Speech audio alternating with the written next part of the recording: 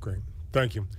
And before we start reviewing numbers and charts today, I want to talk bluntly with you about two critical issues that underpin all of the data I will share. The first is the spread of COVID-19. We are at a dangerous point. The number of cases in Ontario is growing between 3% and 5% almost every day. There are already more than 400 COVID-19 patients in our intensive care units, and mortality in our long-term care homes is now on a pace to exceed the tragedy of the first wave. But as importantly, COVID-19 is now in every region of Ontario. This is no longer a problem of a small group of cities or one region of the province. More than half of our intensive care units in Ontario are full or have only 1 or 2 beds left. 40% of our long-term care homes are an outbreak. The pandemic will have serious consequences for our health in every region of Ontario. I know that the people working in our hospitals will do everything to help cope with this crisis. Hallways will be used to house makeshift intensive care beds. Field hospitals will hold patients throughout the winter. But as we climb closer to 1,000 intensive care beds, about half of our capacity, filled with COVID-19 patients in February, we will have to confront choices that no doctor ever wants to make and no family ever wants to hear. They will be choices about who will get the care they need and who will not. There'll be choices about who receives oxygen or is transported to hospital.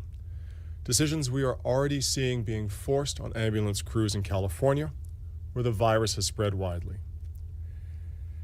And I want to emphasize that the choices will affect all patients needing intensive care, whether it's patients who have a heart attack, who've been in a motor vehicle accident, who have COVID-19, or any other cause. This also means care for thousands of patients waiting for surgery will be delayed or canceled while we add more patients to these wait lists.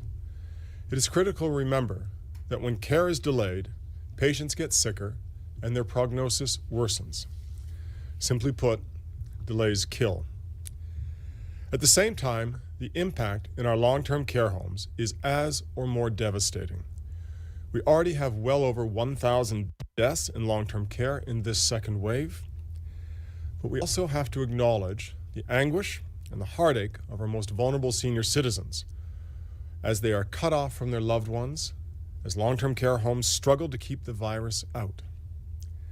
As you'll see from the maps I will show today, long-term care homes across the province are now affected by COVID-19 outbreaks.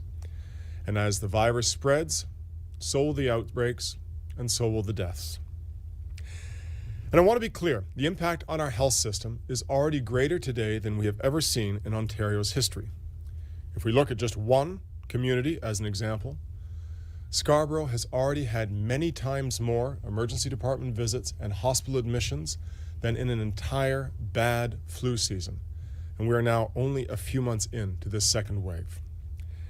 And as my colleagues have shown, using Ontario data, the impact of COVID-19 is far greater than diseases like flu or anything else that it's regularly compared to. And the stakes have just been raised. We'll discuss today in the briefing a new variant of COVID called B.1.1.7 that has likely arrived from the United Kingdom. This variant is in the province right now. Today, the number of Ontarians with COVID doubles every 35 to 40 days, roughly every month to month and a half. But this new variant, if it spreads, will mean that the doubling time for cases could drop as low as 10 days. Now, the vaccine, and this new variant is not more lethal, but because it spreads so much more quickly, if it gets out into the community, there is no question that we'll have more cases and many more deaths. People will die from the virus itself and from an overloaded health system that is unable to respond to their needs. The second key issue for today is controlling the spread of COVID-19. As you will see in the upcoming slides, the majority of Ontarians are working to follow the public health restrictions. Thank you. Your actions protect yourself, but they also protect other Ontarians. I know this can be hard work, and I know this involves hard choices about seeing loved ones and friends. But our actions are key to controlling the spread of the disease. However, there remains a substantial number of Ontarians who are not following restrictions, and their actions will undo the hard work and effort of those Ontarians who do. If we do not follow these restrictions, COVID-19 will continue to aggressively spread before vaccines have the chance to protect us, and this will have tragic consequences for us, for our health, for our province, and for our health system. The vaccine will come, and it will be in people's arms before many of us really even understand how quickly it's moving. But that is still months away. We have a big job to do right now. Any restrictions will take time to have an impact, but stopping the growth of the pandemic is not impossible. Other countries have witnessed the same growth that we have, and they've taken action by enacting and enforcing higher levels of restrictions. And it has worked. The Australians celebrated New Year's Eve, and their shops are open. The French have cut their cases by half, and Germany is flattening its curve.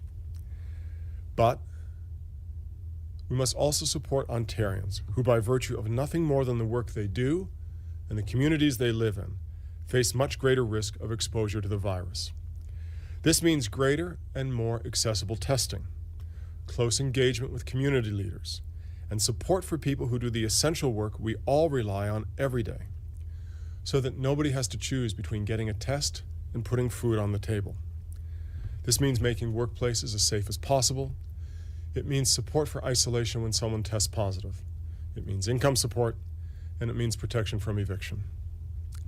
As I move into the numbers in today's briefing, I want to say a special thanks as well to Dr. Beata Sander and her team, who have been instrumental in producing today's and many preceding briefings.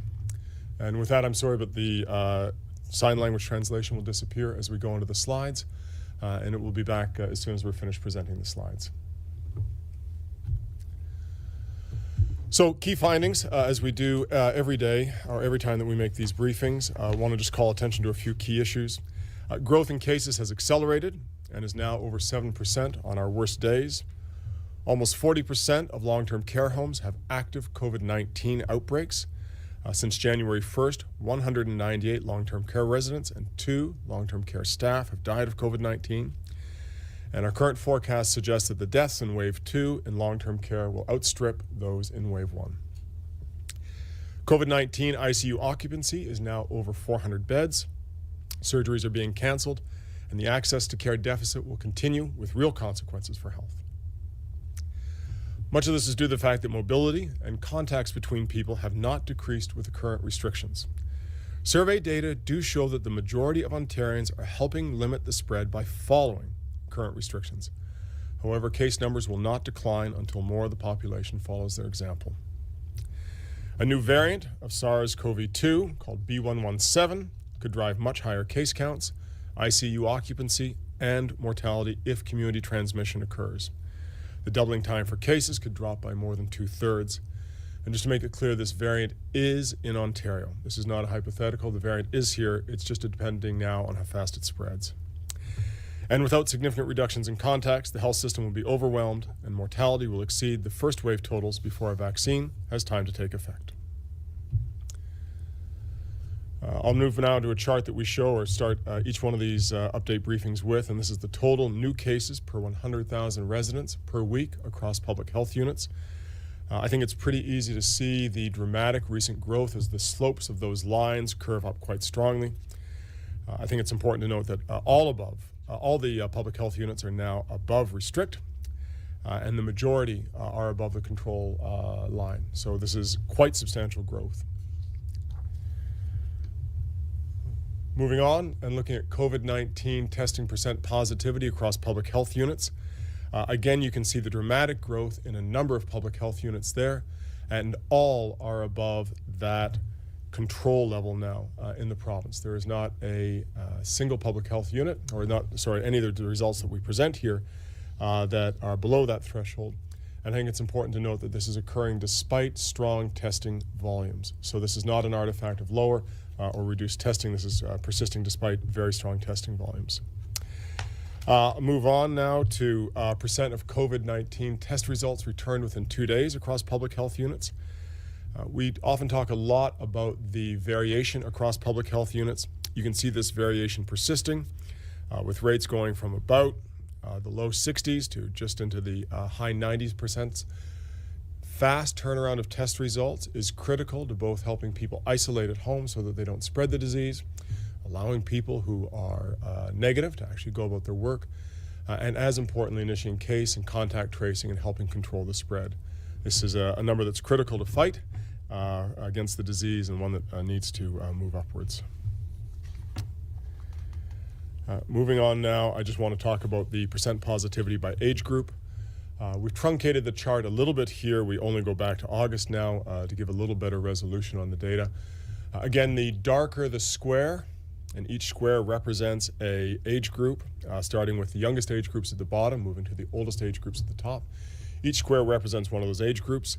Right at the top, you can see the 75-plus group, the most vulnerable to COVID-19 infection, and you can see how that is darkened progressively over time.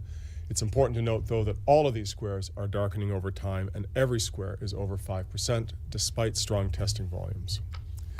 So, cases continue to rise, percent positivity continues to rise, testing is stable. This means that the growth of the pandemic is particularly acute right now, and at that point that is, I think, no longer we can describe as precarious, it is dangerous. Let me move now to spend some time focusing on long-term care. You can see the curve here of deaths and cases. I think it's really important to call attention to that green curve, which is the cumulative deaths. This curve continues to become more and more steep. And as that curve becomes more steep, the number of deaths per day increases, or the number of deaths per week increases. And now, just thinking since January 1st, we've had 198 resident deaths and 2 staff deaths. Really important to note that this curve has increased virtually every time that we've given this briefing, and given the growth in cases, it will likely increase regardless of what we do, at least for a little while. I'd like to move now to some projections of mortality in long-term care homes. If you think that we had about 1,800 deaths in the first wave, we are now over 1,100 deaths. And under at least the worst case scenario, we would be looking at over 2,600 deaths by Valentine's Day, which is a significantly higher number than the first wave. That blue area behind the red bars are the actual deaths. That blue bar is the range of our estimation. You can see that now it's not going to be anything lower than 1,100, and there's a very good likelihood, given that slope, that we will start to approach that worst case scenario with a substantially higher death count in wave 2 than in wave 1. I'd like to now move and start to show some maps of the progress of the disease across the province. Starting here on July 1st, you can see the map there. Every dot is a long-term care home in outbreak, and the size of that dot reflects the number of staff and residents who are infected in each outbreak. That gives you a picture of where we were at the start of the summer. Here we are at the beginning of October 1st, 2020. You can see that the number, let me just go back to July here, the number of dots has increased, and the size of those dots has increased as we go along here. And I'd like to take you now to really kind of today, or close to today. This is January 7th. You can see now that every region of the province has homes and outbreaks. You can see that the number of those outbreaks has increased, and you can see that the size of these outbreaks is substantial.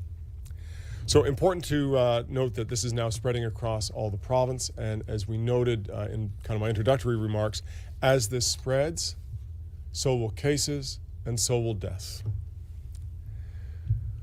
Moving now to mobility. I'll first talk about mobility around retail. This is what we're using sort of cell phone and other types of data. We're able to understand where people are in terms of the types of places they're at. You can see that there was a very dramatic spike in retail before the Christmas holidays. This came down, people visiting retail areas. You can see, if you look very closely, that there are some gaps or drops in visits to retail that happen just after the lockdown measures are put in place, but not significant drops. And I think more importantly, it's really important to look at sort of an overall measure of mobility. The panel on the left-hand side of this chart is the changes in people's visits to workplaces. The panel on the right-hand side is changes in people staying at home. And you can see here across a number of public health units, really there is no change up until the actual Christmas holidays. And then it returns right back up to, at least as far as we can see from the existing data, right back up to the previous levels. So we're not seeing any real change in people staying at home. And I think it's important to note that this line is really flat since July, which means that we really haven't seen a break in mobility since probably the nadir or the lowest point of the pandemic, despite growing case numbers. I want to move to some survey data that has been commissioned by the Fields Institute here and start to talk about people's behaviors. Great. So with current restrictions, almost 2/3 of the population are acting in a way that will decrease COVID-19 spread. And so, for instance, the top bar asks the question, are people in your neighborhood physically distancing? And about 25% say all the time. About 40% say most of the time, or at least trying. But there are 35% who report that people in their neighborhood are occasionally or never physically distancing. And that's a key step in actually breaking the transmission of the disease. Looking a little more into what will have been happening around the holidays here. In the last 4 weeks, how many people outside your household visited your house for a meal or a celebration or a stayover? About 32% of the population reported that 3 or more people visited the house. And for those who reported people visiting the house, 1/3 did not observe restrictions such as mask wearing or physical distancing, which is key to actually preventing the transmission of the disease, particularly if this is indoors. So about 2/3 of the population are working to try to break the spread of the disease, but I think their efforts will go and be undone if the entire province does not pitch in here. Now let me go on to projections here. As before, what we do is we project based on the existing or current growth in cases where we think it's going to go. You can see there that really with case growth between 3 and 5%, that's the second and third line from the top, we're really pretty much exactly where France and the UK and the Netherlands are at the same point in their pandemic growth. And so we're facing the type of growth now that those jurisdictions have felt the need to take decisive action on to restrict. I won't get into the overall case numbers, save to say that if we do hit the 5% level of growth, which is quite possible, we'll be looking at over 20,000 cases a day by the middle of February. And if we get into a darker situation with 7% growth, where actually we have seen some days of 7% growth, we'll be looking at over 40,000 cases per day. This, of course, unfortunately translates into dramatic reductions in intensive care use. Dramatic reductions in intensive care unit capacity. And so we're already over 400 beds. And by the end of the first week of February, even under a very optimistic scenario of 1% growth, we will have over 700 beds filled. If we're at a more reasonable range between 3% and 5%, we'll be looking at 1,000 to 1,500 intensive care unit beds occupied by COVID-19 patients. And obviously at that point, it's no longer a possible level of capacity to support because we are expending the majority of our capacity in intensive care taking care of COVID-19 patients. We haven't shown a 9% growth rate, which is what is threatened by some of the growth that we've seen in other jurisdictions. But if we did, the number would be an almost impossible 2,000 intensive care unit beds occupied by February 5th.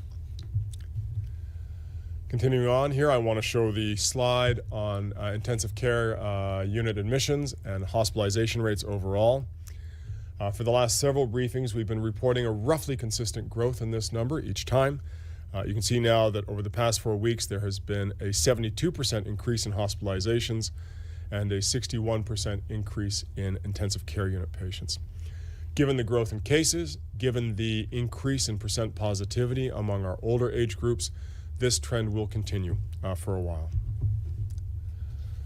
I'd like to now talk about the distribution of these intensive care unit beds across the province. It's important to note that we now have about a quarter of our hospitals with no ICU beds free, and another quarter have only 1 or 2 beds free.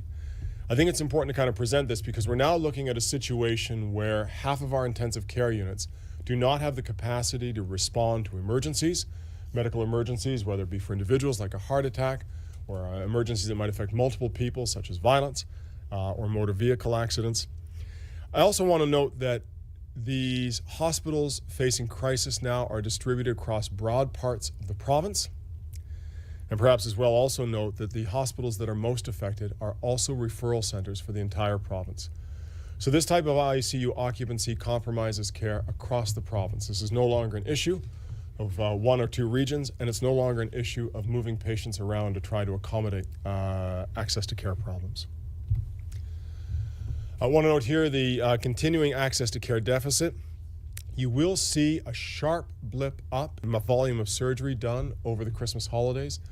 This is a blip up, not in terms of absolute numbers in a way that would give us any comfort. This is compared to the volume of surgery over last year's Christmas holidays, which is typically a slow period. But you can see with the close of the holidays, that surgery has actually started to decline substantially again below 2019 levels. And just to kind of put this again into perspective for people, when we start to delay care, much of what we talk about in terms of tumor doubling time is measured in weeks. Cancers get larger, prognosis gets worse, and patients will die. Heart disease will worsen, and patients will die as they're unable to get access to care.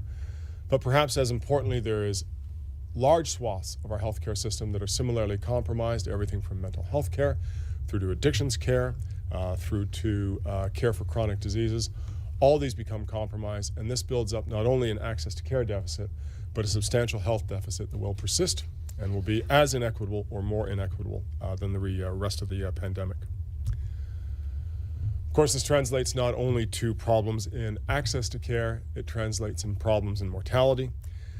Daily mortality is increasing, doubling if the trends persist to between 50 and 100 deaths per day between now and the end of February.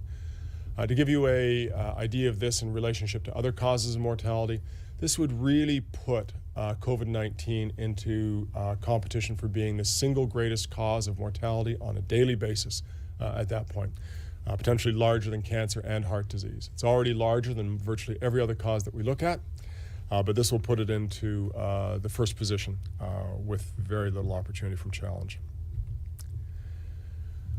Now I'd like to talk about the new variant of COVID-19, the new variant of SARS-CoV-2, B117. And this is the variant that appears to be much more easily transmitted. We look at it as probably being about 56% more transmissible, but we're pretty confident that this increase in transmissibility, the ability for it to move around and infect other people, is at least 50% and maybe as high as 75% more transmissible. Fortunately, there's no increase in disease severity, and the vaccines are likely still effective. But the critical issue here is as case numbers grow, as that transmissibility leads to higher case numbers, it does lead to more hospitalizations, it does lead to more intensive care unit occupancy, and it does lead to more death. It's not an issue of changing the rate, it's really an issue of changing the overall number. Let me now talk about what this does to our modeling projections in terms of numbers of cases. Just advance the slide there, thank you. If the SARS-CoV-2 variant B117 spreads in the community, the doubling time for cases could drop to 10 days in March. Now, what you see here in the blue dots is a series of scenarios that we're running around the current variant of SARS-CoV-2, how its transmissibility leads to growth in cases. And you can see superimposed on that a black line. The black line represents what our models are predicting, and the blue dots represent all the different ways we've tried to run this scenario. As you can see right now, our models are functioning fairly effectively and doing a good job of predicting what the growth is. However, the red lines indicate the growth in new cases that would result from the new variant, B117. And you can see that if we've had one case introduced into Ontario in mid-October, even if there's a chance that 2/3 of any of these new cases introduced don't get transmitted at all, you can see that explosive growth in the red dots as the total number of cases take off, and the disease starts to get to almost near vertical growth in cases The red lines or red dots obviously start to go vertical. The gray dots are the total number of cases, but you can see just how quickly that new variant dominates the transmission and leads to a much, much higher level of cases and a much, much faster rate of transmission. One of the questions we get asked often is what are the key components of what other jurisdictions have done to try to curb this spread. You can see here, as we looked at, say, Victoria, France, the United Kingdom, Germany, or Netherlands. It's important to know as well that United Kingdom, Germany, and Netherlands all have these lockdowns in progress right now. Stay-at-home orders, restrictions on movement, as we really saw in the first wave here in Ontario, are a common element to all of them.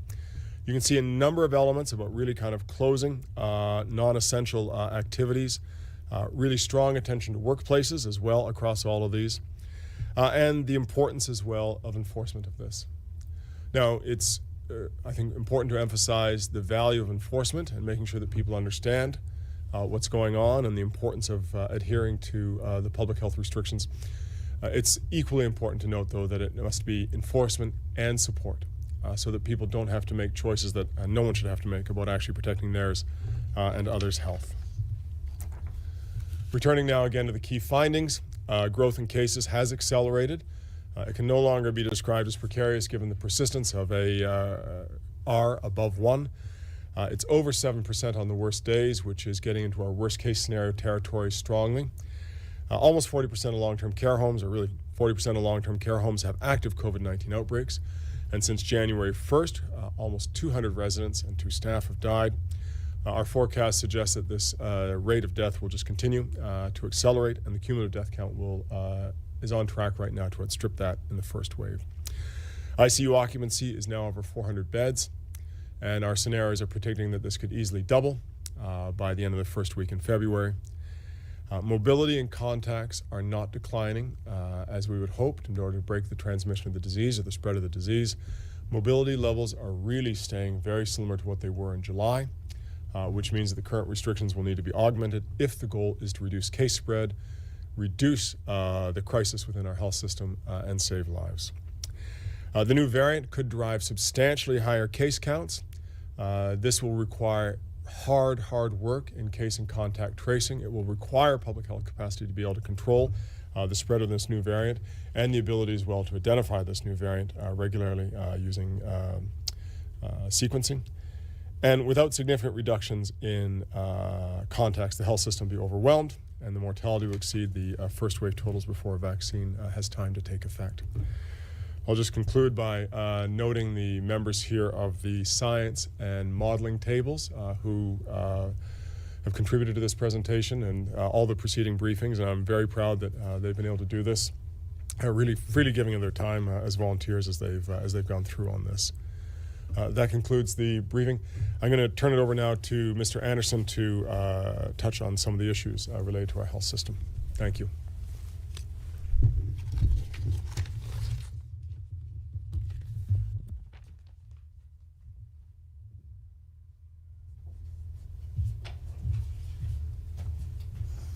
Thank you, Dr. Brown. Good morning, everyone. I'll be brief. I know we'll want to get to questions and answers. Just wanted to really highlight and echo one of the many points that Dr. Brown has made today that is critical for us. And that is that when we're talking about the impact of COVID, we're not only talking about COVID. We're talking about mortality in long-term care homes. We're talking about people living with cancer, with heart disease, with respiratory illness, with neurological illness, not being able to access the services that they need. You heard Dr. Brown talk about the very serious impact that has on their health care. So really what we're talking about is that when we stay home, when we follow the public health measures, we're doing that not only to slow the progress of this disease, but we're doing it for all of those people who have those other illnesses, the non-COVID illnesses like cancer and heart disease, and we're doing it for them. It is imperative that we find a way to flatten this curve and not have the kinds of numbers that Dr. Brown has just presented as early February. Thank you for your time, and I look forward to your questions. We'll go to the phone lines. Just a reminder, 1 question, 1 follow-up. Over to the first question, please. From Antonella Artuso at the Toronto Sun. Please go ahead. Thank you. Doctors, in a race between the variants and the vaccine rollout, why would you be so concerned that the variants would win? Shouldn't the vaccine program be far enough along to mitigate the worst case scenarios? I'll start, and then I don't know, maybe Dr. Brown may want to add. But first, I do want to inform you that as of last night and further detailed this morning, we've been informed by the Public Health Ontario Lab we now have 8 additional cases in Ontario of the UK variant, the B117. So that means we now have 14. It's very likely we have more that we're not aware of. In those new 8, 5 of them are connected to a recent traveler from the UK. The other 3 at this point, we have been unable to get any evidence of travel, although the health unit is continuing to interview the people again, because I think it's important for people to understand how important it is to be open about a recent travel, even though they think maybe that might get them into some trouble. Of course, it would not. So, I mean, the vaccination program is going as quickly as it can, given the supply issues, given prioritizing populations. So we are prioritizing, as you know, the most vulnerable populations, the long-term care residents and healthcare workers who work with vulnerable people, Indigenous populations, and people who are patients of chronic home care. So those, as we get through those, hopefully that will reduce the rate of illness and mortality or death in those populations. It will not give us herd immunity. So in order to get what we call herd immunity, we probably need 60 to 70% of the general population vaccinated. That won't happen for many months. And so the variant is already here. We know it's, the data shows, as Dr. Brown indicated, it's probably at least 56% more transmissible. And at this point, as I said, 3 of our cases, we don't have a travel history. If that's confirmed, we have evidence then of community transmission. And that is a very serious concern that the vaccine will not be able to address quickly enough. I don't know if Dr. Brown, I think I've covered it. Thank you. Follow-up?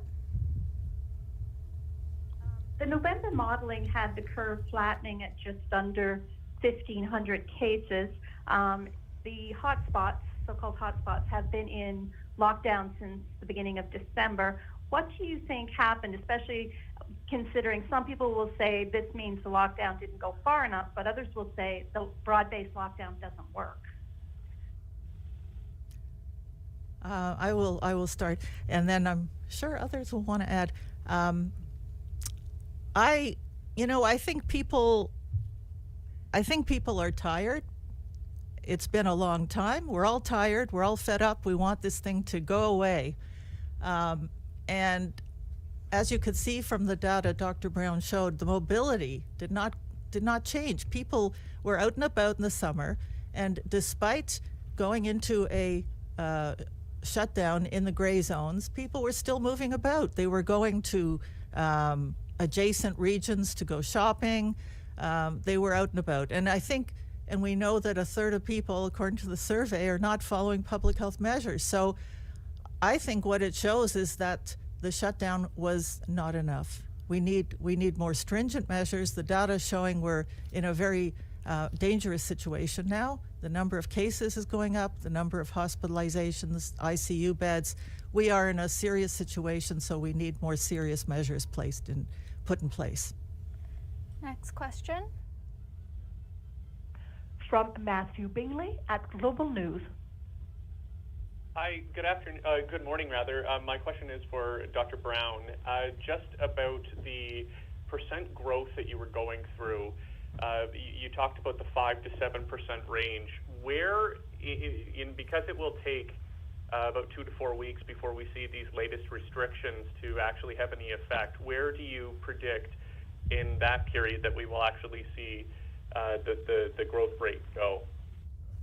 So right now, with growth consistently between 3 and 5%, if we don't see a big impact from the new variant, I think you'll just see it following right along between those two numbers. So not seeing any break. The point you're making is a very important one, a very sort of logical one. It takes a while for restrictions to affect what the case rate looks like, because people need to stop moving around, the contacts need to decline. That reduces the transmission, but all the people who are infected and now incubating will actually show up as case numbers. Follow up? Yeah, and just to follow up on again on the growth rate, but then with the UK variant factored in, I'm just trying to see if you can drill down into that a little bit more about where we likely are with it actually factored in. Do you not know yet? Because I know we have about 14 cases, but Dr. Yaffe did mention that it is increasing and there likely are other cases out there. So do you know sort of where that growth rate is affected with that variant at the moment? Sure. So we can't tell the exact component of the current growth that is due to the new variant and the current growth that is due to the existing variant.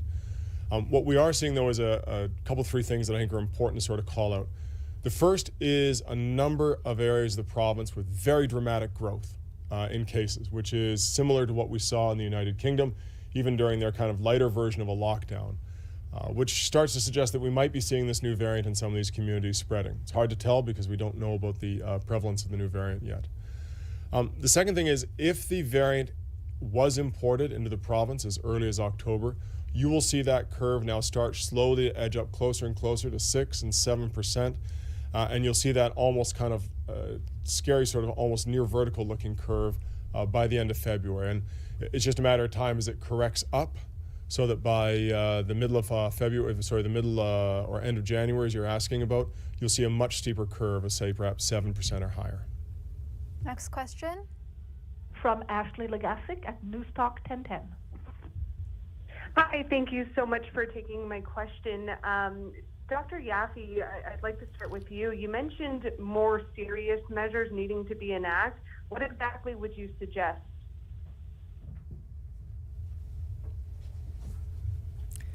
Well, you've seen the measures that were put in place in the other jurisdictions. The public health measures table met and discussed various options and pros and cons and the evidence. And those have gone forward through the Chief Medical Officer to Cabinet, and they will be announced this afternoon at 1 o'clock. Follow up? Thank you. And we know how much older and immunocompromised people are being impacted in the hospitalization and death numbers each day. But if we continue on this track, I'm just wondering if you could reiterate how the ramifications to our healthcare system would impact an average, healthy, younger person. I think Mr. Anderson might answer that. Thank you.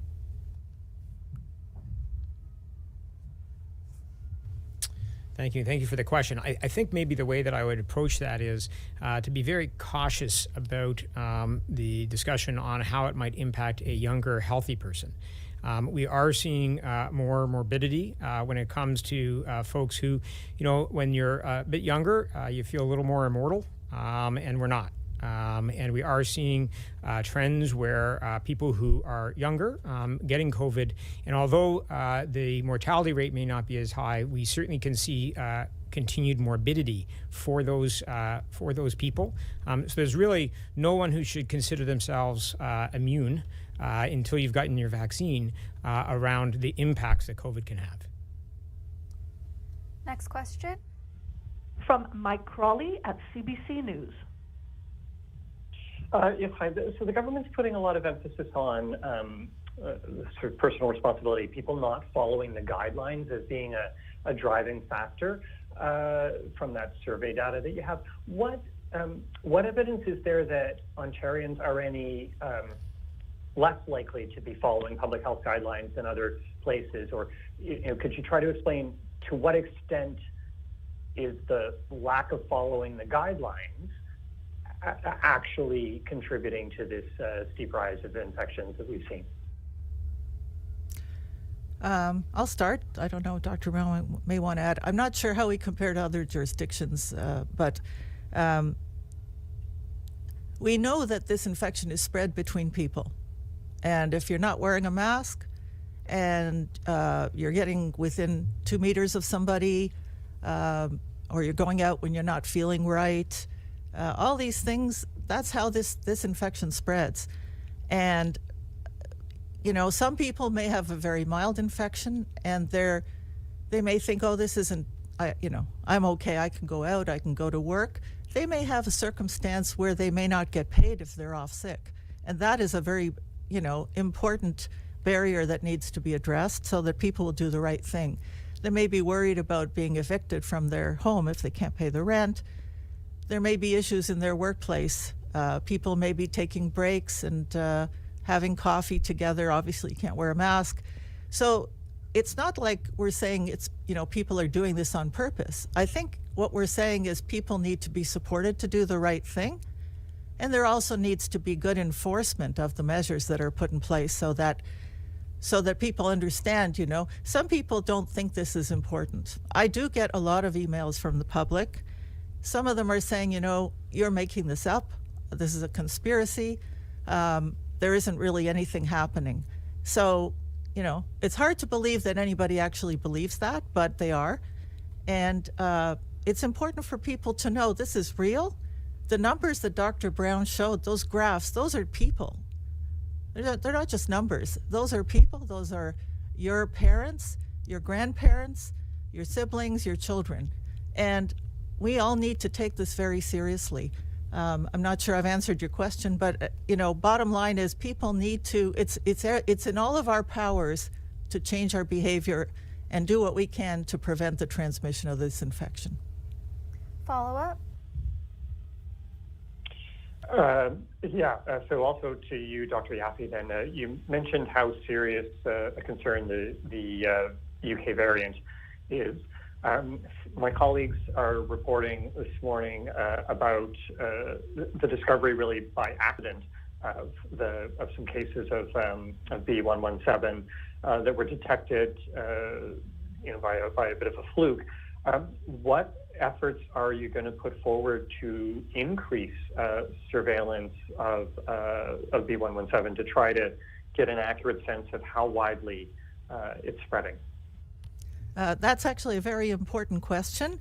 And it's not just about that variant. Viruses do mutate. The UK variant, B117, people from the UK don't like being called the UK variant, but anyways. There's also a South African variant that's been found now in Alberta, and there may be other variants. So doing active surveillance and looking at the genomic sequence of the virus is really important. And actually, I was just on the phone this morning with Dr. Allen, who's the chief microbiologist at the Public Health Ontario Laboratory. They are now testing 500 to 600 samples a week. Other labs are testing as well. And luckily so far have only found a very small number, but they need to start to gather the data together and look, and they are working as well across the country with the National Microbiology Lab and other labs so that we can identify variants as soon as possible and understand what their implications are. Next question. From Randall Denley at National Post. Please go ahead. Hi, I know you're projecting significant additional long-term care deaths by mid-February. I wonder, are you taking into account the plan to vaccinate everybody in the LTC hotspots?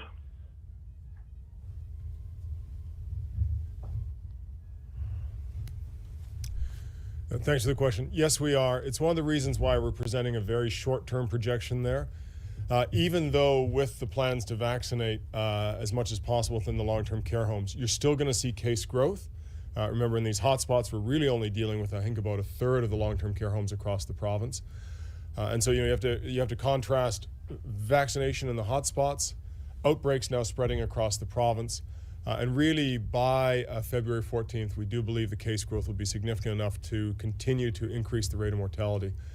The basic point is that we're already, though, at 1,100 deaths. It's going to take a while to bend that curve down. And really, when you think about these sorts of curves, they go up, and then they come back down. They don't disappear all of a sudden. So you're actually going to be probably looking at that growth and death accelerating even after we get more and more penetration with the vaccine. Follow-up? I'm a bit surprised at the lack of evidence about where these infections are taking place, especially in regard to essential workplaces. Do you not have that evidence? Dr. Yaffe, maybe I'll turn out the outbreak question to you.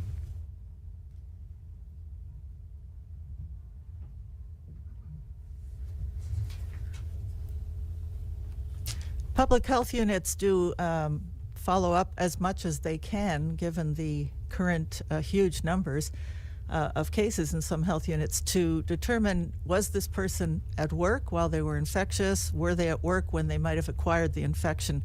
And there are certainly significant numbers of cases that are associated with workplaces. And then not only that, they spread it to their family and their household and others. So we know that workplaces can be a very important source of infection, as can other settings where people congregate. Next question. From John McGrath, TVO. Please go ahead. I'm wondering what the projections for deaths are going forward. We've already passed 5,000. Do we expect to see 10,000 people die in Ontario?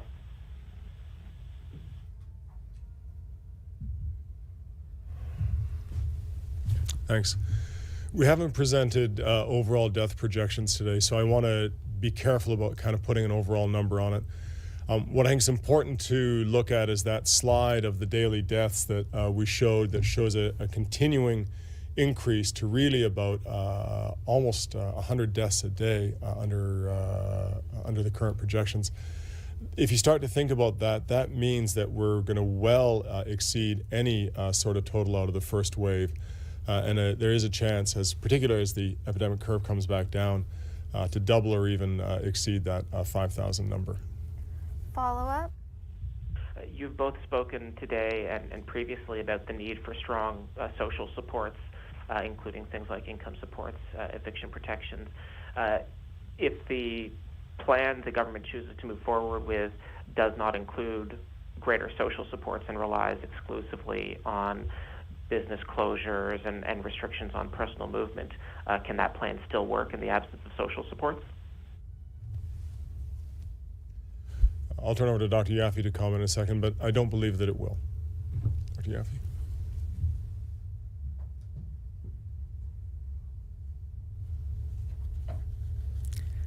Yes, I agree with Dr. Brown. I think enforcement is obviously important, strict measures and enforcement thereof, and clear communication, but also needs to be with support.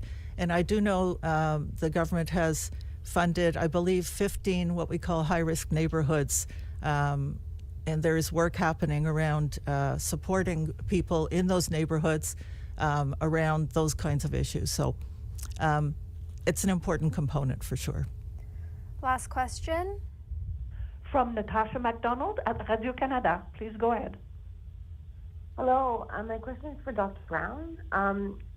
Would you say this new modeling isn't dramatically different from the one presented before the holidays? Like, as worrying as these projections are, is it fair to say you're not surprised that evidence was already pointing to the need for stricter measures than the ones in place now?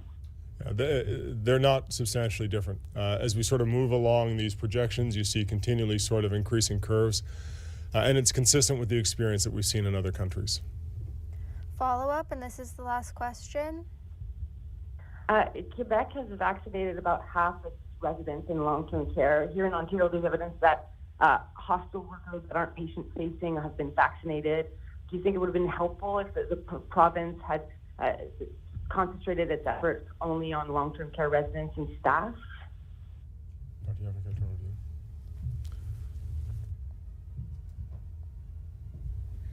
to you? The province identified 4 priority groups for the first phase, and long-term care residents are obviously a very important part of that, as well as healthcare workers who work with patients, Indigenous communities, and patients who are getting chronic home care. I think, as you know, one of the limiting factors at the beginning was that we were dealing with Pfizer vaccine, which needs to be stored at minus 80 degrees centigrade, very special circumstances. And only very recently have we determined a safe way to move the vaccine. So, and it couldn't be put in multiple locations. So we started with the vaccine in hospital settings, which is not the usual way we deliver immunization programs. And it was targeted to long-term care workers and hospital workers, particularly who are seeing COVID patients either in the emergency room or the ICU or COVID units.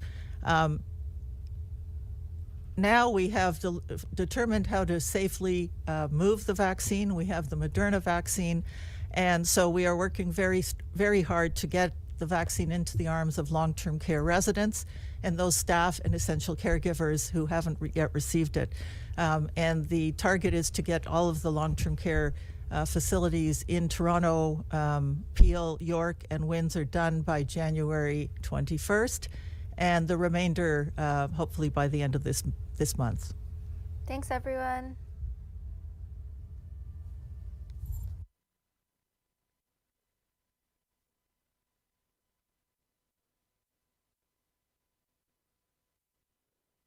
Today, I'm going to reveal 2 proteins that make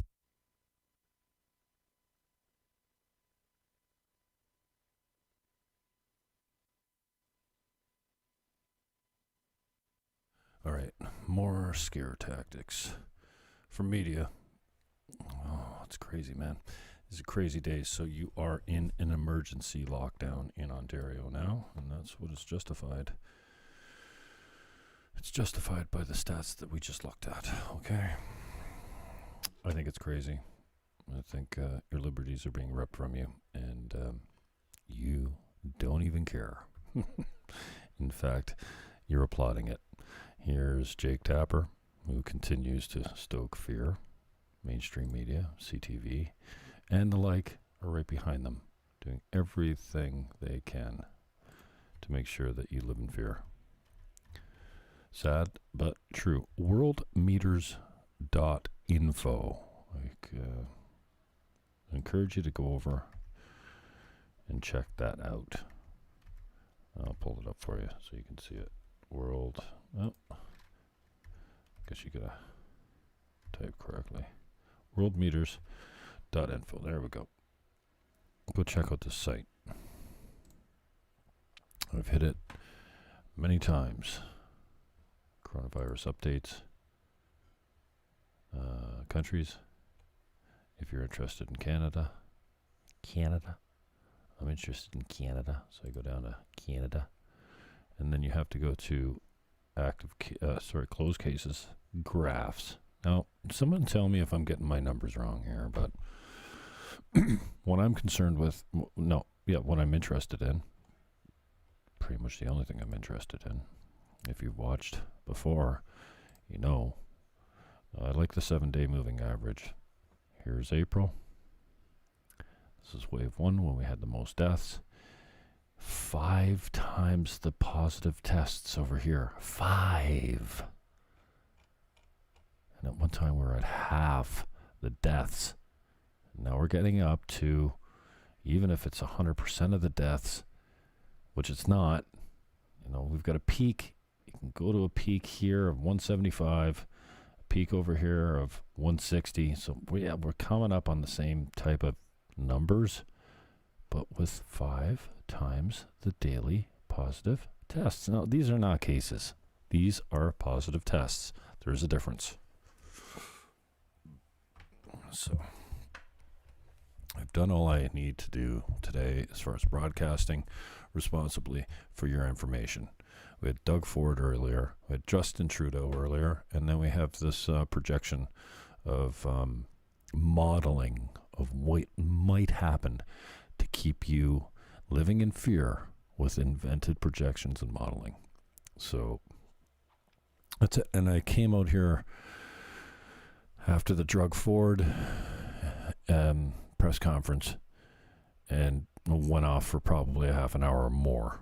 And, You got to ride on the coattails of something that's, it's got some action. FBI reports warned of war at Capitol. Okay, so I want to check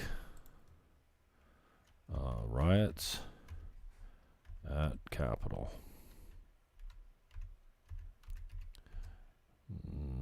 January 17th is what they're calling for, right?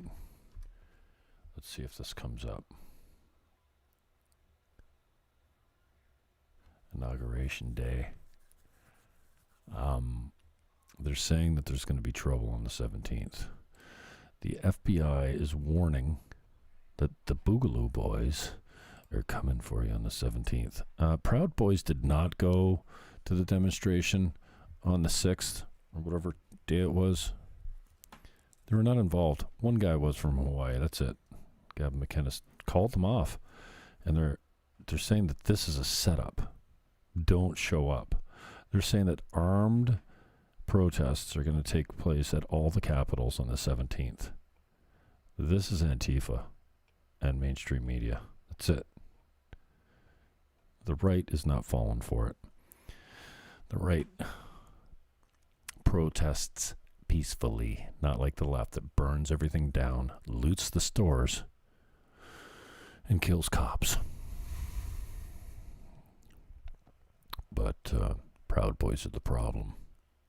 That's the narrative.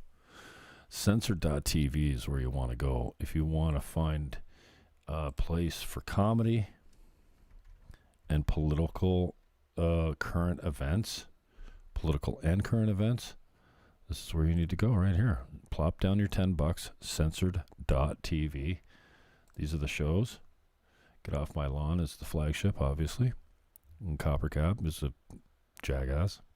Sofa's okay. Biggs is great. Lumina, she does the here and there. I haven't seen Punk Rock Patriot for a long time. Finding with Larry Barnes, it's just how-to unboxing, I think. Gary's Mailbag is, well, it's something from out of this world. You got Milo. He's there. Jacob Wall's there. Beef Squad is awesome. Jim Goad and JB Beverly. Jim Goad actually commented on my JB Beverly interview the other day, saying it cleansed his soul. Thank you, Jim. I'd love to get you as an interview. Atheism is Unstoppable is outrageously entertaining and funny. Wayne Dupree, Dusty Bogan, Lotus, Rude Britannia, I don't watch either. That's Katie Hopkins. $10 a month, man. And this is good comedy and good political comedy. And here you go. This is the latest episode. I got to catch up on it. I haven't seen the whole thing yet.